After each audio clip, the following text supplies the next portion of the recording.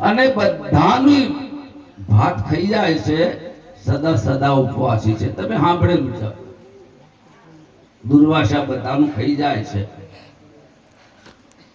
કૃષ્ણ કહે છે કે હું સદા બ્રહ્મચારી હોય તો નદી માગ આપી દે, નદી માગ આપી વળીને જમાડીને પાછી વળે છે, બધાનું ખાઈ જાય છે.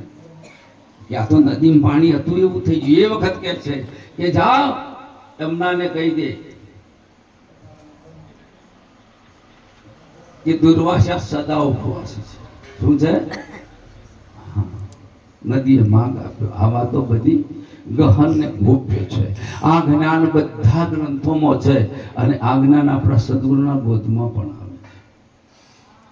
ગોપ્ય છે, ગહન છે, કરતા છતાં કરતા જેવું ભાષે છે છતાં કરતા છે, જોવા છતાં